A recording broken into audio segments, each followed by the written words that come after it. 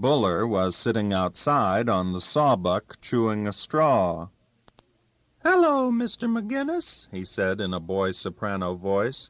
"Would you kindly tell me where I could find a real, live, 5-footed swamp grizzle? I'm a new Eagle Scout, and "You go high dive to hell, you swollen old rum pot," Danny snorted, banging the pails together. Down at the big dead spring he stood staring sightlessly at the churning pool. "Lammy," he snorted, "if I hear that just once more, not twice, I'll drill clean through the Mulligan Mountains myself."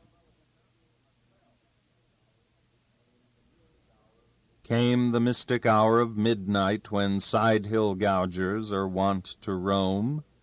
Peace reigned over Hungry Hollow. Not a soul heard the little blue roadster as it rapidly slithered away. The next morning Timmy was the first to notice that the car was gone. Bereft, he raced up to the deserted tourist cabin. In a few minutes he was back at the main camp, shaken and tight-lipped. Danny was clattering the stove lids, preparing to gargle his morning Highland fling. Timmy handed him a penciled note to which some paper money was pinned. "What's up, Timmy?" Danny innocently demanded. "You look as though you lost your best girl." "I guess I did," Timmy said sadly. "They've gone." "Gone?" Danny said, elaborately surprised. "My God, what for?"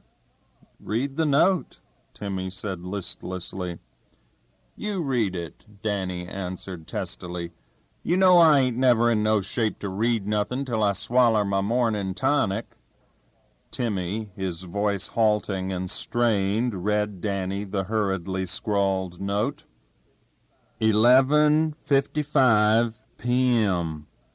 Dear boys, Brucey's so restless and nervous tonight over his approaching thesis that we simply have to leave at once. I'm terribly sorry we can't wait till morning to say goodbye. We're leaving an extra day's money. I really had a lovely time. I'll never forget how sweet Timmy was to row me up the river. Love, Carol. P.S. to Mr. McGinnis. Perhaps when you finally exterminate them, we can visit you again. C.A. Danny took the news bravely. "Why, they are up and gone," he said, taking a big swallow of his Highland fling. "Now, if that ain't gratitude! Here they didn't stop to say good-bye. They didn't give no reasons why." Danny finally broke raucously into the song. "They just walked right in and turned around and walked right out again." Yep. May Lammy Pie land in heaven 3 days before the devil knows he's dead. "What's the matter, Timmy?" Timmy was glaring suspiciously at old Dan. "What's she mean there, that part about exterminating something? What you been up to now, you old goat?" Danny choked over his drink. Bloody drink's too hot. "Why, didn't I tell you? Brucey was complainin' just the other day to me and Buller about there bein' bugs in the new camp. Bugs, mind you. I was never so mortified since Mrs. Smedberg caught me in bed that time with her new chambermaid. Yep, that's gratitude for you." "Bunk," Timmy snorted. "How could there be varmints in a camp what ain't never been lived in before?" "That's just what I told him," Danny eagerly agreed. "I kinda hated to hint maybe he fetched 'em here hisself. You know, in his schoolin' he works with all kinds of snails and bugs." Yep. Thinks I maybe this tourist idea ain't what it's cracked up to be. You never know what kind of folks you're gonna get holt of. Imagine being insulted right in your own house by a fella by the name of Lammy." Danny scowled at the thought. Timmy stood squinting uncertainly at Dan, dubiously stroking his chin. "If I thought you engineered this here thing on purpose, you bald-headed fox, I'd pack all my stuff and up and quit. I really would." "Why, Timmy," Danny said mournfully, cut to the quick, "how could you even think such a thing about a poor sick old man who's more dead 'n alive with his flaring ulcers?" Danny moaned, clutching at his stomach, his voice nearly breaking. It's horrible and terrible."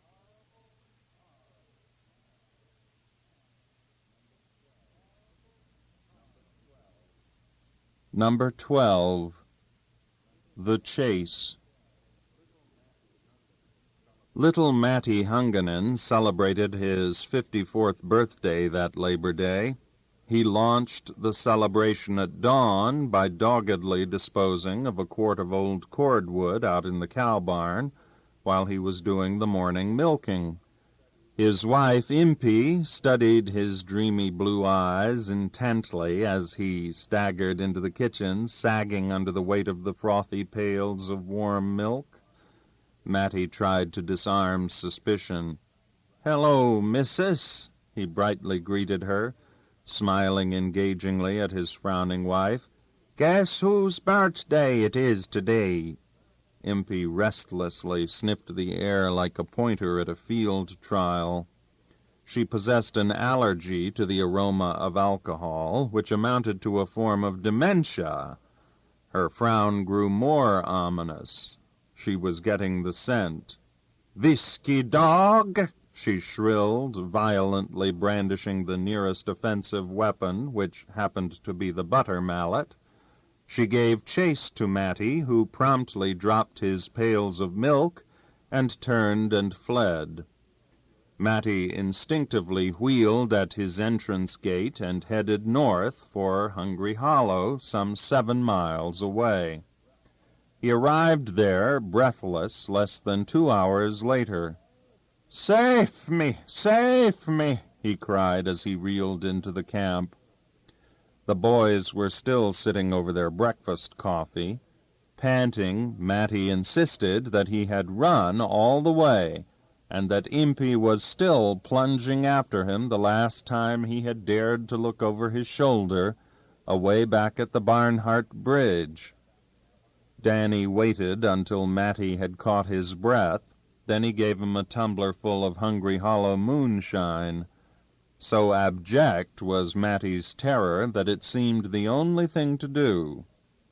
In 10 minutes the little man's courage had so far returned that the boys had to restrain him manually from running back to his farm and soliciting Impey to engage in mortal combat. Matty puffed and strained to get away from Buller, who held him by the simple expedient of sitting on him. "Matty, never let old woman scare for him. I fix that big fat crabby." "Take her easy, Matty," Buller counseled soothingly. "Don't do nothing rash. Don't forget them 7, 8 wet pants kids of yours. What would they do without their loving ma? Poor little runny-nosed orphans." Buller was about to blubber over his own eloquence, but Matty did not answer. He had suddenly subsided into that dreamless, kind slumber in which he had indulged exactly 54 years before. That evening at dusk, Danny and the boys smuggled Matty into Chippewa in the Model A. Fearing a sudden flank attack as they passed Matty's farm, they first hid Matty by laying him across the floor of the back seat like a sack of oats, and placing their feet on him. Sure enough, Impey was lurking in the shadows near the farm gate, still keeping the lonely vigil with her butter mallet. She ran out to stop them. "Step on her, Timmy," Danny ordered under his breath. "You see my old man?" Impey shouted, brandishing her mallet, trying to head off the car. Resourceful Danny quickly threw out a blanket to the wolf pack. "He's picking huckleberries up on the Mulligan Plains," he shouted back, prodding Timmy to even greater bursts of speed. Shouting Impey did not pause in her sweeping end run. It was touch and go for 50 yards, but Timmy knew his Model A, and Impey had already put in a full day of sprinting. She gradually fell behind, using her remaining energy in hurling vast guttural Finnish oaths at these marital defilers from Hungry Hollow. At last the boys saw the lights of Chippewa. To show his gratitude for his deliverance, Matty invited Danny and the boys to be his birthday guests that night at the Labor Day celebration in the Finnish Labor Temple in Chippewa. This one-story sheet-metal temple of toil stood on Pearl Street and was built and run by an organization composed largely of Finnish miners. But the board of directors did not bar farmers, and Matty was a member in good standing, paying his dues in milk and eggs pilfered from watchful Impey. Tonight the temple was to be dedicated more to the dance than to labor. Taista Sastamonen, Chippewa's one-man band, was to provide the music. Timmy parked the Model A in the alley at the rear of Charlie's place. Naturally, they all had to stop in at Charlie's and lubricate themselves for the big dance.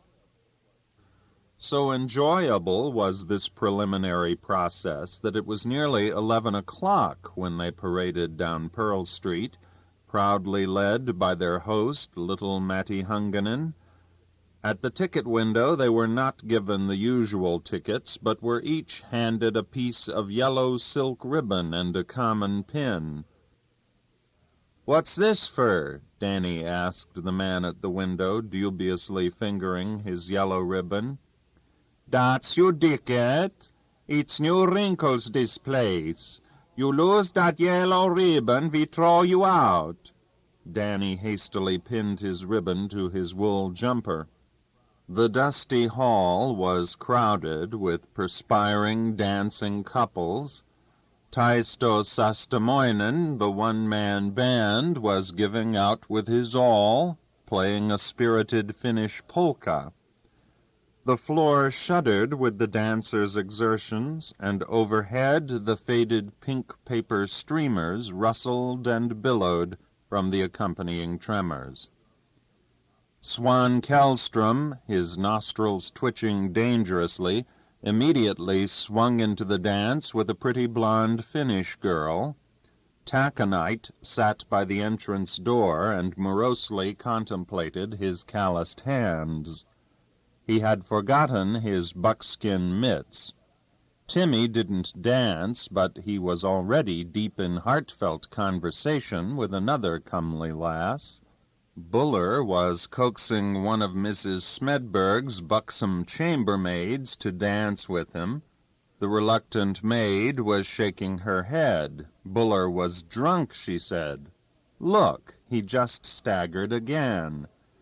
"Ah, come on, Lampy," Buller coaxed. "I ain't drunk, I'm just tired. You must remember I only got one pair of legs, and they're really holding up 2 men. Come on, Lampy." Shrugging, Lampy surrendered to such sweet reasonableness. New tremblers suddenly seized the dance floor as she and Buller got under way. Lucky Matti Hunganen met a Finnish miner friend with a full pint bottle, and they immediately repaired to the basement for an important labor conference in the men's toilets. Old Danny was irresistibly drawn to big Taisto Sastamoinen, the one-man band, who sat at the far end of the hall, threshing around amidst his various instruments. Fascinated, Danny walked the length of the dance floor and sat gazing raptly at this musical genius. Perspiring Taisto looked like a madman sitting in the window of a pawn shop. He was literally hemmed in by his music. His right foot played his big bass drum, while the other foot was held poised, free to tinkle some little bells or suddenly crash a cymbal or roll a snare drum, whichever fugitive impulse might seize him. Big Taisto was playing the accordion during the polka, but a fiddle and 2 saxophones hung near at hand. To his left stood an electric guitar. Taisto's face was partially hidden by a harmonica and a kazoo, which were rigidly attached to a metal frame. He leaned over and blared the kazoo as Danny watched, open-mouthed. The music suddenly stopped. Taisto rolled the snare drum, and then crashed the cymbals. He stood up and glared at the dancers. "Ladies and gentlemen," he announced, "this here is the intermission. We will now have few words from your resident, Mr. Tori Lepanen." Big Taisto wanted silence. "Shut up now, 2 minute," he warned. President Tori Lepanen walked resolutely to the center of the floor, and wheeling mechanically around the hall delivered his brief peroration. It seemed that some menfolks had entered the dance-hall that night, as they had in the recent past, without paying their way. But he and the board of directors had found a cure for all that. What they needed was a little cooperation.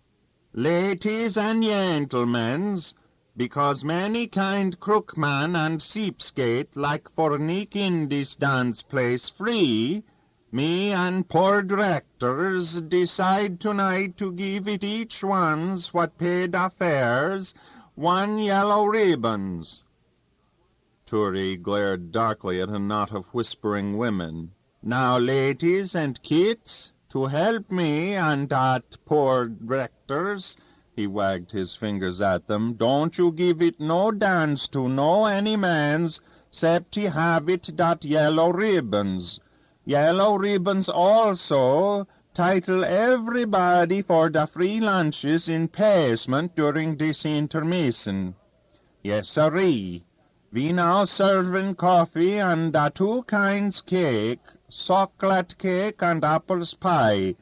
Thank you, please." Enchanted, Danny would not leave Taisto Sastamoinen's side even for the free lunch, whether with 2 kinds of cake or not. Big Taisto, sensing that at last he had a truly appreciative auditor, pretended to rehearse, soulfully extending himself in marvelous feats, which were more akin to tricks of sleight of hand than a musical performance. The exhibition left both of them breathless. "I go have coffee now," Taisto said, carefully unwinding himself from the maze of instruments. "A goddamn genius," Danny muttered, shaking his head in wonder. "He throws hisself around like a dying hog." It was all a trifle cloying. Danny searched the room to find the other boys. He was getting powerfully thirsty, and he wondered how he could lure Buller and the boys away from the dance. The milling crowd slowly filed up from the basement. There still remained 2 long hours of dancing. Danny stifled a yawn. Perspiring Taisto, refreshed by his coffee, again settled himself firmly among his ingenious trapezes and dangling instruments. The dance must go on, or must it? Danny chose that moment to make a little practical suggestion to Tysto. Danny was always generous with helpful hints to others. He sought only to promote efficiency in an imperfect world, and perhaps to speed the end of the dance. "Say, mister," he said thoughtfully, addressing Tysto, "since you was gone, I was just settin' here thinkin'." "What's dat?" Tysto beamed modestly, expectantly awaiting a glowing compliment to his musical virtuosity. "I was jest thinkin', thinks I, if you took and hitched a broom to your rear end, you could even sweep the goddamn floor." Because of the tangle of musical instruments, Danny gained a 30-foot start on Tysto. The chase led up Pearl Street to Main, up Main to Charlie's Place, through crowded Charlie's Place and out the back door, thence east on Hematite Avenue, thence over to Magnetic Street and into the darkened rear of Big Annie's, up the clattering wooden stairs, through the smoky waiting room, not to mention 2 occupied bedrooms, thence into the kitchen. There sat Buller and Matty and all the boys, calmly having a quiet midnight drink with Big Annie. "What's all the big rush, Danny?" Buller inquired. "You seem kind of out of breath." "No," panting Danny retorted. "It was just kind of stuffy over in that there hall. I just thought I'd up and take some air. Whew!" Just then Big Tysto burst wildly into the kitchen. He spotted Danny and slowly advanced. Cat-like, Buller sprang from his chair and got between the 2 men. He raised his arms before him, yawning elaborately. He was so very tired. "Hello, mister," he said softly, looking at Tysto. "Was you looking for something?" Tysto stood regarding Buller closely. The appraisal was not encouraging. Tysto dropped his eyes and fumbled to find a cigarette. "Yes, I looked for match." "What kind of match, partner?" Buller was eager to please. "Why, I mean just 1 match for that paper cigar," Tysto hastily clarified. "Here," Buller said, magically presenting a lighted match. "Have a light." "Thank you, please," watchful Tysto said. "It's nothing at all, pal," Buller said, smiling. "Good night," he added softly. "Good night," Tysto said, backing out of the kitchen door. Buller turned to Danny. "Some day, old man, they going to pin that there mustache around your bloody ears." Danny bristled indignantly. "G'wan, what'd you go buttin' in for? I could 'a' cleaned up that big musical tramp with 1 hand tied behind my back and a goddamn broom handle stuck—" Danny paused and glanced thoughtfully at Big Annie. "Stuck in my free hand. Yep. "You bet," little Matty Hunganen chimed in loyally, rolling his inflamed eyes up at his hero. "An' if dat Danny he can't fordo it, little Matty he fix dat big Finlander son of bits all by his lonely. Yes, sirree." To illustrate his point, Matty executed a wild imaginary haymaker, the terminal arc of which miraculously found the point of his own jaw. With a little sigh he spun on his toe, and for the 2nd time that crowded day gently subsided into dreamless slumber. This time on Big Annie's linoleum floor. Matty's birthday celebration was officially ended. Lucky Matty didn't realize his good fortune. The kitchen door again burst open. There stood Impy, still holding the butter mallet. Buller got behind Danny. Impy said, advancing ominously.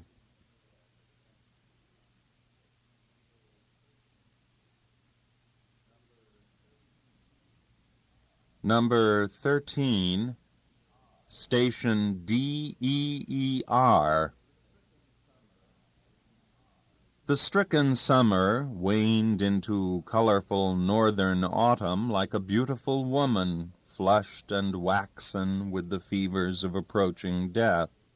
Snowless November came, a month of raw and cold, leaving the naked earth a frozen, lumpy tundra.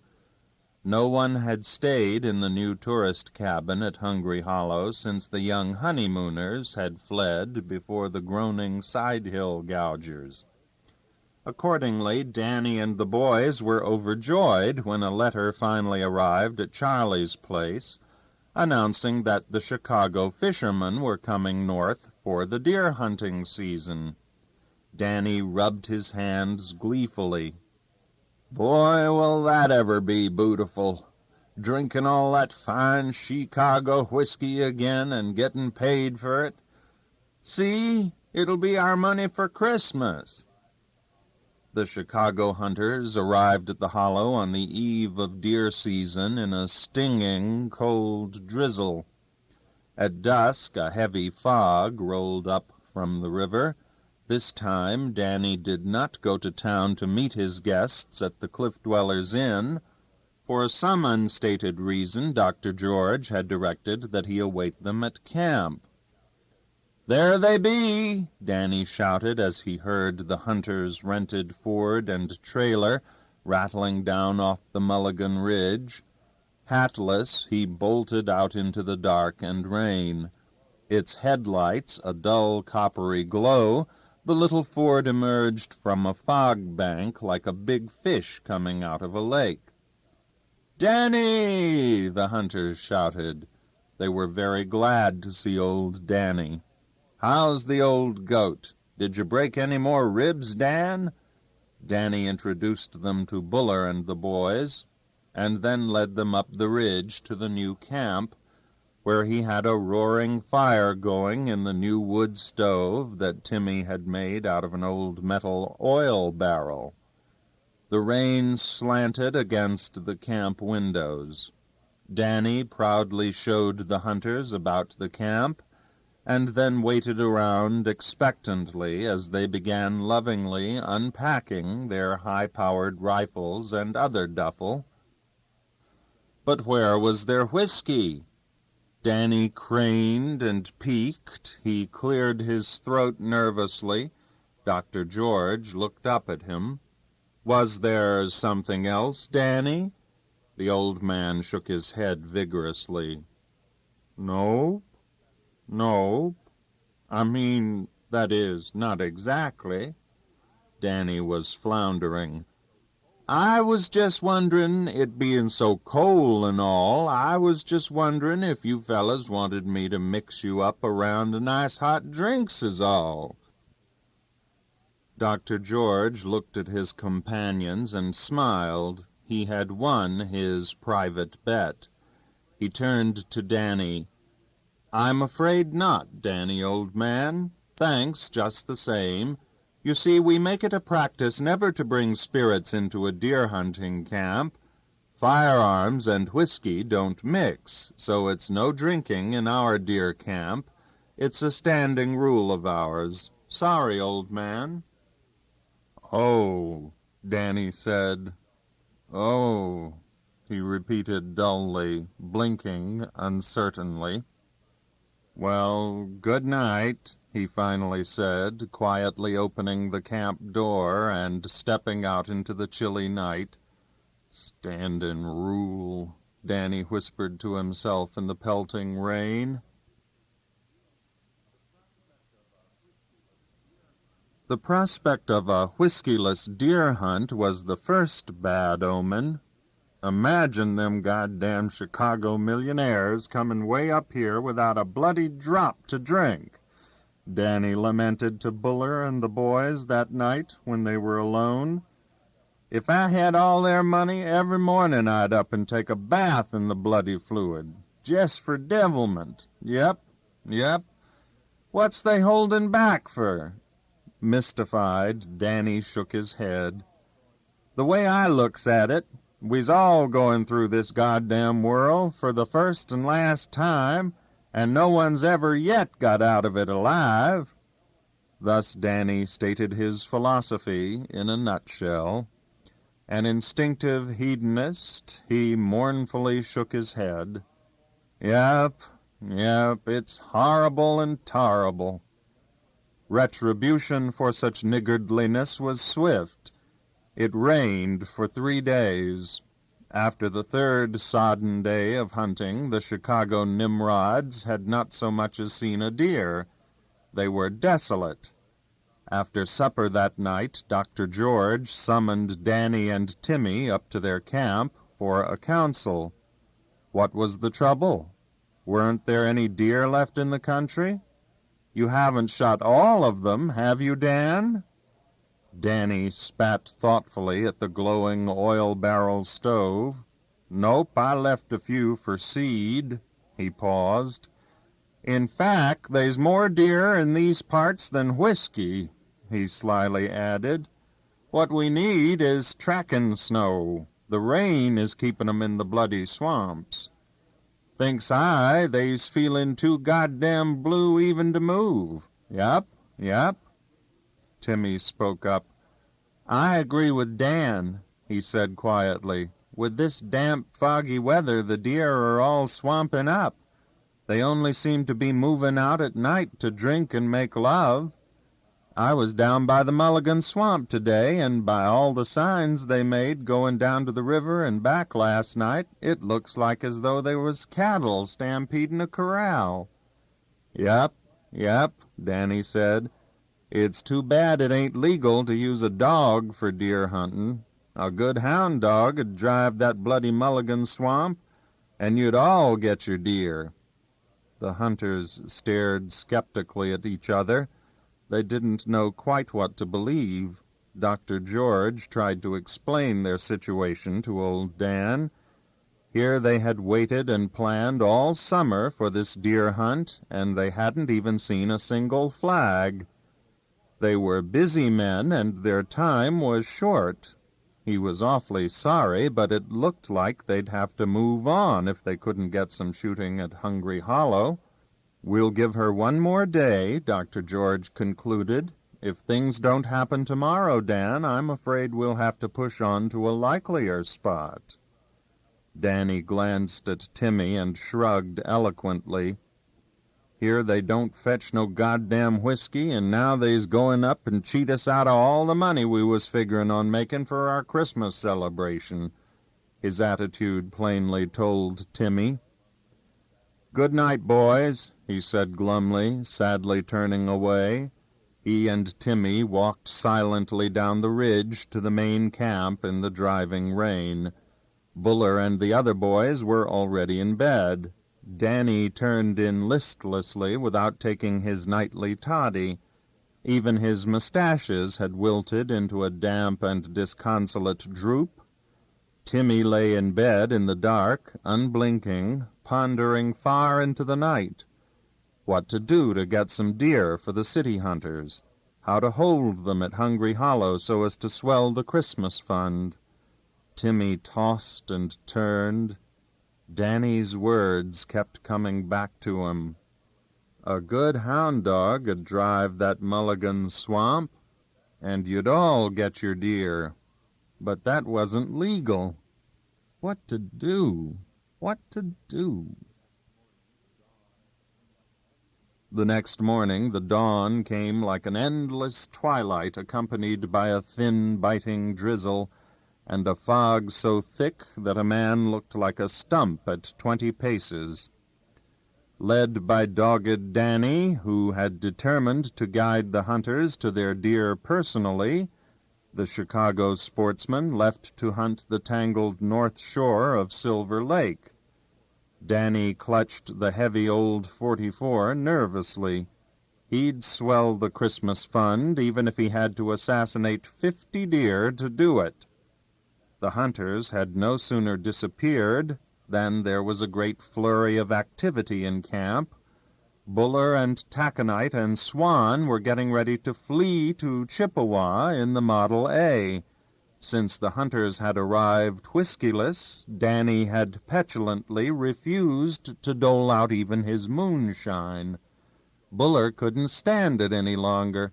He was going into Charlie's place. He wanted to be near the fountainhead of old cordwood. Timmy wrestled himself into an enormous pack-sack. "Timmy, are you going to town with us, too?" surprised Buller inquired. Timmy was the undrinkingest man at Hungry Hollow. What had gotten into him? "Was you going in?" Buller repeated. "No," Timmy answered mysteriously. "Just leave me off at the Mulligan Swamp."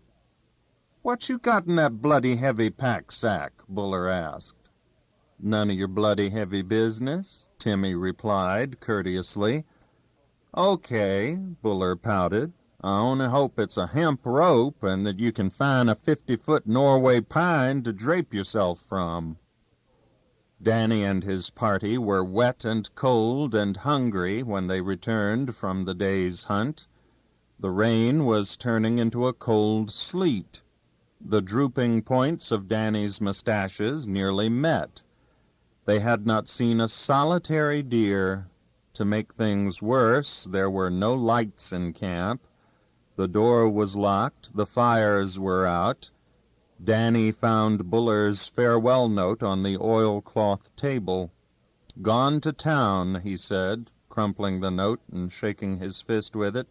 "Just like rats deserting a sinking ship."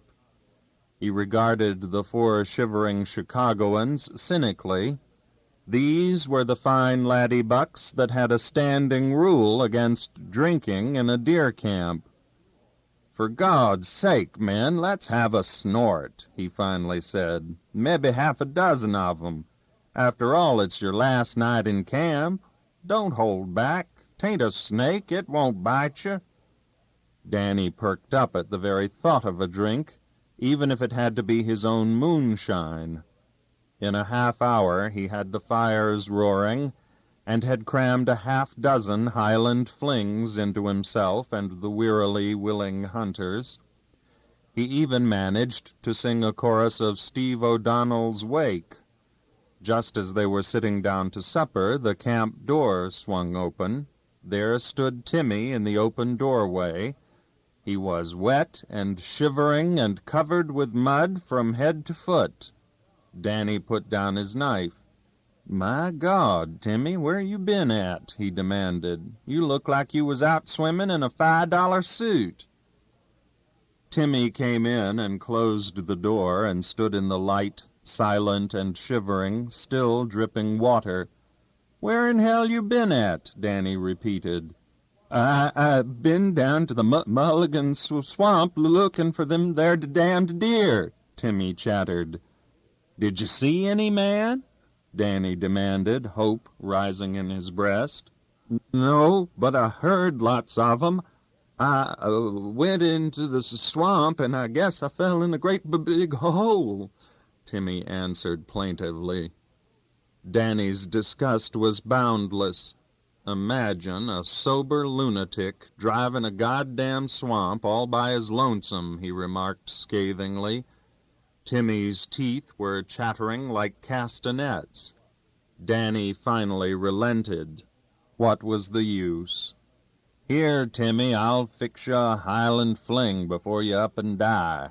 Hell's fire! We might so well all have another one. Yep. The supper grew cold. Danny and Timmy and the Chicago hunters mixed and drank Highland flings before, during, and after supper, and far on into the night. The next morning broke clear and cold with 6 inches of beautiful tracking snow. Quaking Danny and Timmy helped the wan guests out of bed to the breakfast table, and then again to pack their car and trailer to take their departure. The decision had been made. Everyone was glum but Timmy. No one had seen him purloin a quart of Danny's moonshine during the festivities of the night before. He had been up and at it since dawn. In addition, he had consumed 3 generous Highland flings with the others before breakfast. Timmy kept chattering away at a great rate. "Leave your rifles out ready, boys. Me and Danny'll ride down as far as the Mulligan Swamp with you. That's the place for deer. You'll get 'em down there. You just wait and see." "Give me another drink, Danny, and shut him up," Dr. George finally said. "Keep your rifles ready," Timmy chirped as he downed his 4th Highland fling. "And your bloody powder dry," Danny added sarcastically.